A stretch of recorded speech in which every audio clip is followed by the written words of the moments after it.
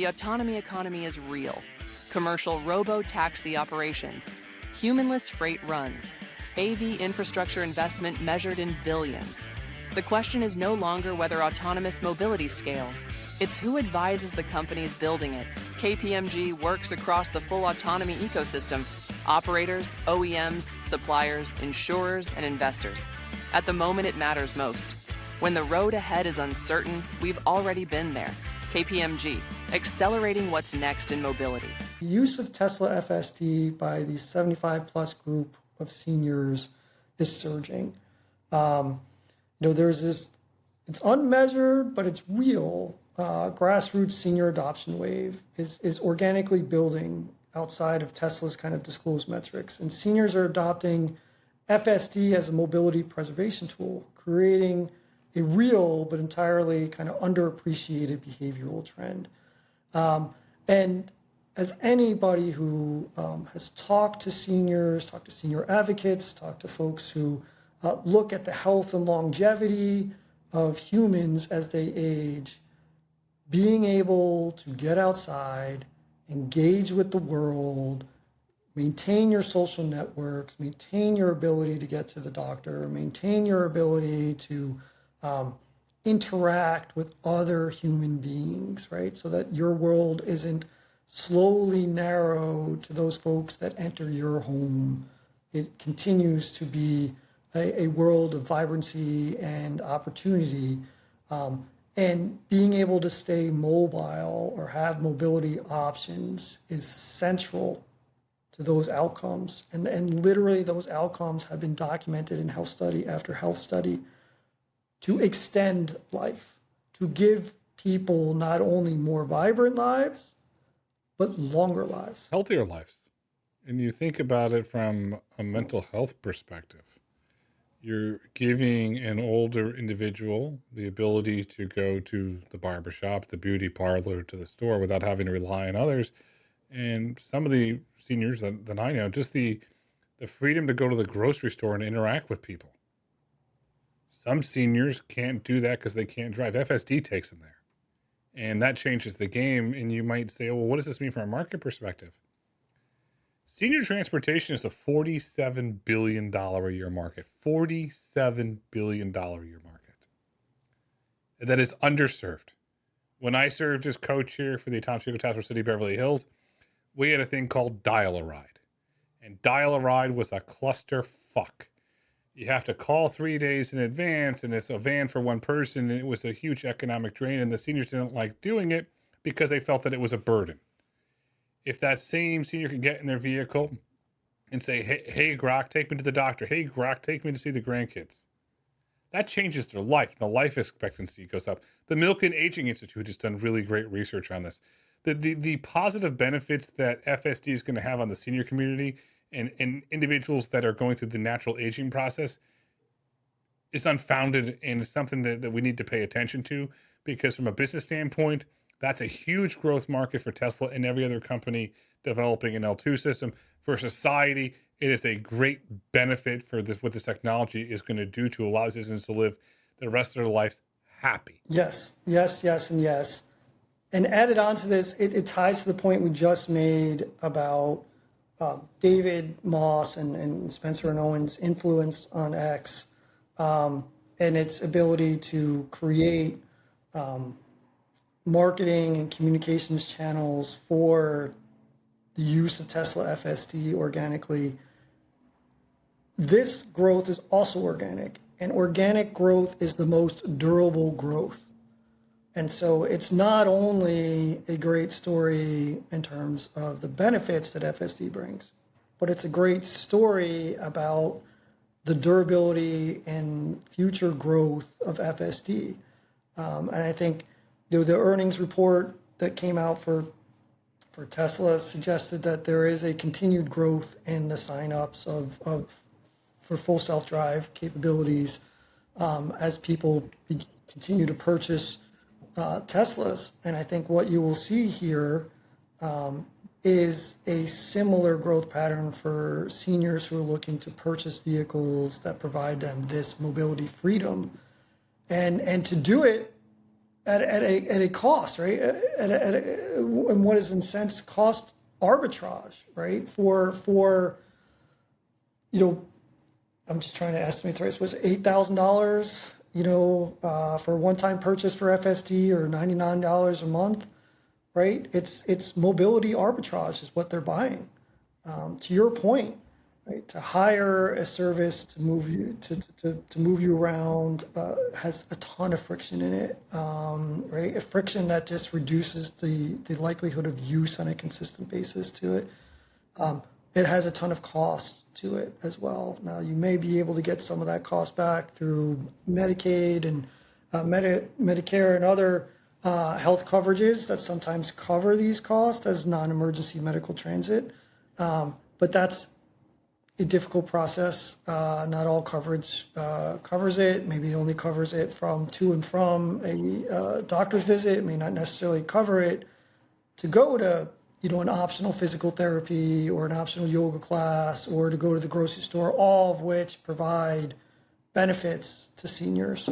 And so there is a durable growth channel here, as well as a durable sales channel here. And what I find interesting is that without any real attention to this market, the market has found itself its preferred provider. And I think that's going to hew to the advantage of Tesla going forward. It is. And on the marketing front, there's no AARP partnership.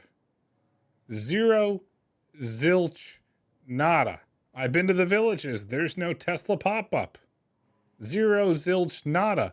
But yet it still happens because of stories. The Detroit News had a heartwarming story. There is a gentleman. His name is Dick Amacher. He is 78 years old. He is a retired General Motors engineer from Rochester Hills, Michigan.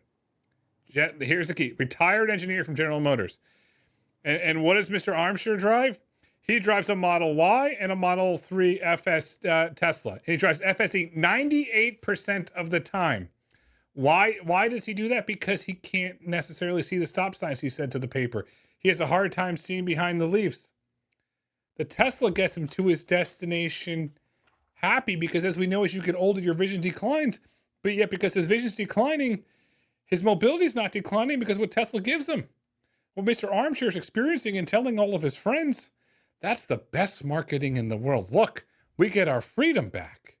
Holy cannoli. That's it right there in a nutshell. We get our freedom back. It is 100%.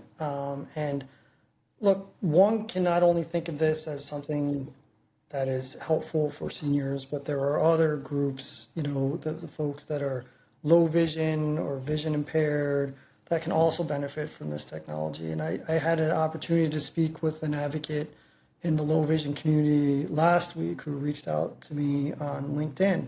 Had a wonderful conversation with Phil Wilcox, and he had been to the hearing in DC and was interested to understand kind of my perspective and on what that meant for the future of autonomous vehicles writ large, not just for Tesla Robotaxi or Waymo or anybody else that was at that hearing. But he has a vested interest as part of the low vision community to see these technologies advance, because they offer him such a wonderful opportunity to be free and to gain that mobility in the same way that we're talking about here with the seniors that are picking up FSD for that very reason. And so the power of this technology to help folks in that situation is undeniable. And I hope that more stories like this get reported, because it does bring into a crystal clear view that servicing these individuals, right, whether they're in your senior community or in your low vision community, is good business. And that's what I always advocated for at Cruise as well. It's not just the right thing to do. Yes, it is the right thing to do, but it's good business. And when the right thing to do and good business are on the same side of the ledger, there is no reason, none that you can give me, not to push forward on that type of technology. We got to keep pushing forward. And as of today, there's 1.48 million users that are paying for FSD every month. Well, we got to keep pushing forward. We also have to look at the economic reality, and Omega did a really incredible job with this risk, because it is not a risk that you're going to think of, or the audiences are going to think of, interest rate risk. If interest rates go up, it makes it more expensive to buy the vehicle. That is a very big risk, because let's not forget, seniors are on a fixed income here. Yes, I know you can say they're going to get more interest, but the interest rate is a really interesting thing, a very important thing, actually, to watch as it relates to the adoption of FSD by seniors. So that was a good risk there to highlight by Omega. That's a very good risk. And look, I mean, calling or predicting where interest rates are going to go with this Fed board and the recent discussions, I mean, geez Louise, that's just the hardest thing in the world right now to predict. So many kind of cross currents going on in the economy, from what's happening in Iran and the effect on oil prices to what's happening with employment rates and CPI prices, all sorts of things like that. Regardless, to your point, right? Rising interest rates make borrowing money for a car just more expensive. And for folks that are on a tight budget, that have to decide sometimes between really hard choices between maybe their mobility and their health, because healthcare costs continue to go up as well, between their health and their rent, or their rent and their ability to purchase a vehicle. These are really hard decisions that unfortunately oftentimes have way too close of a margin for folks. And I just hope that we see the ability in making our decisions around interest rates through the prism of as many people as possible, and not just through the prism of how the market might respond. Well said. And what Rob said about cost is important in seniors, and we're all going to get there. As my dad said, nobody gets out of this alive. And so, Dad, that's to you. In Florida, we're home to a lot of seniors. The average cost of assisted care is $54,000 a year. $54,000 a year. That's more than a Model 3. That's more than a Model Y. It is very expensive for senior care. And then you factor in, runaway insurance costs, hospital costs, all these costs that keep adding up. It's a very important there to watch interest rates. That's a really great highlight here. Next risk is more closer to the technology here. General Motors Super Cruise and Ford's BlueCruise offers hands-free highway driving on non-EV platforms, directly addressing the senior cohort's documented reluctance to adopt EVs. If GM or Ford launches a targeted marketing campaign positioning their systems as senior mobility tools, a campaign that Tesla has not yet run, the competitive dynamic shifts from Tesla's organic advantage to a contested marketing battle in which Tesla's brand association with Elon Musk's political profile is a documented liability among a certain voting bloc of seniors. That's interesting to watch there, but as you know and I know, BlueCruise and Super Cruise are not cruising everywhere FSD is cruising. That's for sure. They are very limited in their geographic and operational design domain uses, and that's intentional. They have taken, I think, at least I can speak more towards Cruise than Ford, but I assume their thinking is very similar.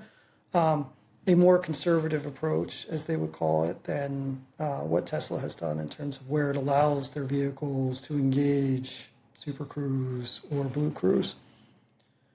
What I find more interesting is, would either company run ads to target this demographic? We see different industries make concerted pitches to this demographic, right? Obviously, you see the healthcare and pharmaceutical industry make specific pitches to people of a certain age. You see certain technology companies do it in terms of, I think, phone companies do this as well. You see certainly travel and service companies that do this, that say, hey, come do our cruise, we'll take care of everything for you, right? We'll take care of the frictions, things of that nature. Not yet known and I could be unaware. I'm aware of my limitations as much as I do try to stay on top of things. I've not yet known any particular auto manufacturer to have targeted a community specifically for a technology embedded in one of their vehicles. You generally tend to see, as we talked about, like certain brand identities being built, right? Cadillac is the high-end premium brand, and GMC is your big tough truck brand, your all-American brand. Ford makes concerted efforts to pitch itself as the American company, and freedom and pictures of eagles and horses running through the wild and things like that. But I've not seen anybody specifically say, hey, to this segment of the buying community, we can help you in a way no one else can.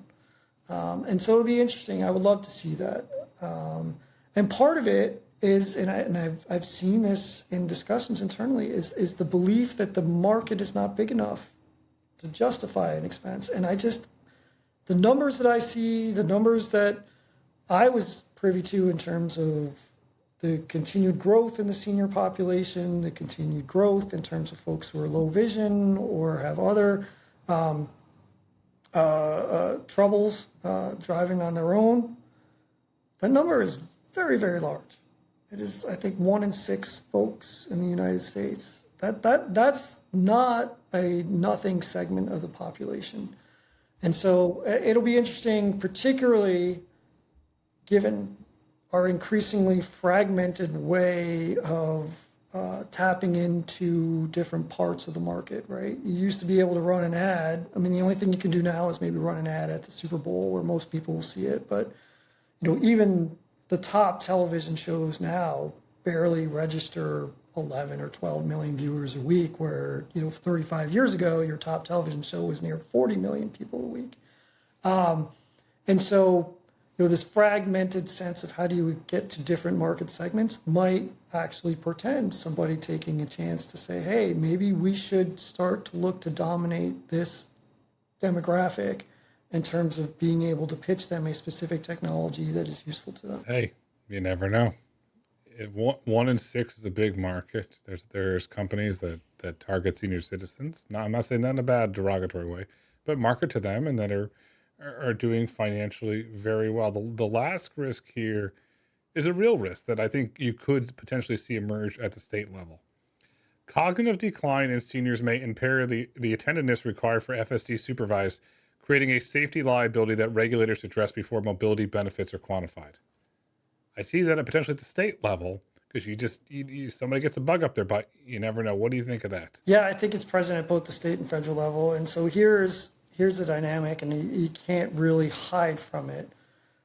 So we're talking about folks that already have perhaps mobility issues or vision issues or cognitive issues.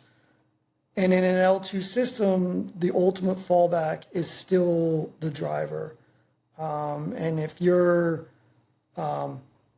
relying on the vehicle to operate 98, 99% of the time, as was stated in that article by that one individual, which I think is a representative figure, is there complacency? Is there an ability to trust the fallback operator who is admittedly, confessing to the fact that they might have diminished abilities, in a certain sense? And that's the rub, right? Because this is not FSD currently is not, it is not an L4 system where there is no expectation that the ultimate fallback operator, a human, takes over in certain situations.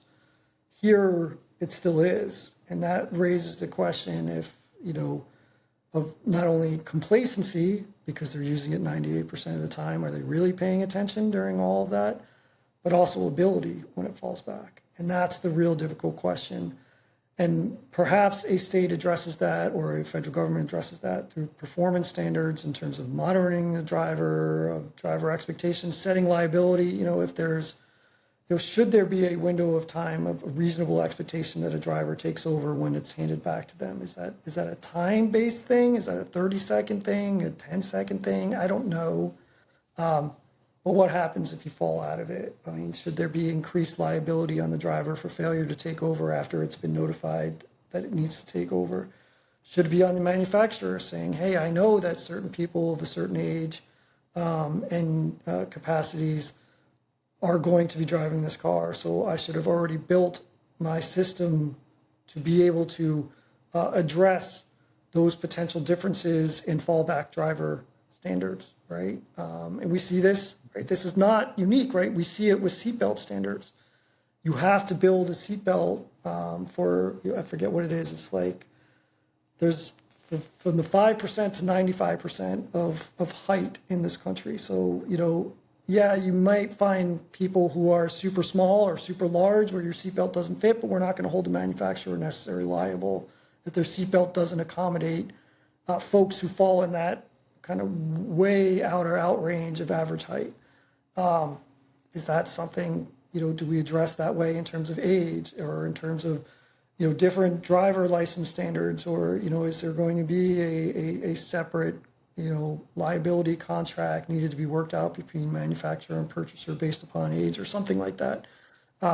Right, which then brings into account all sorts of things with age discrimination and things. So it's a sophisticated area that has many potential opportunities to be regulated and to enforce different standards. But I think it does need to be mentioned that is a risk, right? As much as this, at L2 in particular, where the fallback operator is the ultimate safety fallback, these are unique questions. Those questions go away at L4, right? Which is why there is such a push from seniors, from those in the disability community for L4 technology, because it eliminates some very thorny questions about, yes, opportunity and yes, benefit, but also liability. Perhaps, this is pure speculation, perhaps that's one of the reasons why Tesla's creating Tesla Insurance, because they would take all that liability risk on the books. Because if you want to give pushback to the audience, my father-in-law is 90, and I can't even begin to tell you how high his insurance rate is. And he is transitioning to a Tesla because of FSD. I said it there for the record. So to me, this is personal. And the rate that they're charging, I get the actuary tables of why they're charging that is astronomical. If he is able to get his mobility at full strength, costs lower, insurance lower, that's a no-brainer, and that becomes a direct catalyst for Tesla. No, that is not investment advice. And here's Omega's take. Omega assesses that Tesla's FSD subscriber base contains a structurally high retention senior cohort whose behavioral characteristics, high engagement rates, low price sensitivity, utility-driven rather than novelty-driven adoption, imply a software revenue quality premium that is not reflected in the current sell-side services segment multiples of 8 to 10 revenue. Again, not investment advice, but boy, Omega is onto something there with that take. It's great because, you and I think we are very big-hearted human individuals, and we spend a little bit of time more on the human side. We tried to weave in as much as we could on the economic impact and the regulatory impact and the liability questions. But Omega gets right to the point, and I think that's one of the benefits of the platform we built, and one of the benefits that people can see from engaging the platform if they want to engage us or engage the platform directly, which they can if they go to alpha@autonomy.ai or send us an email.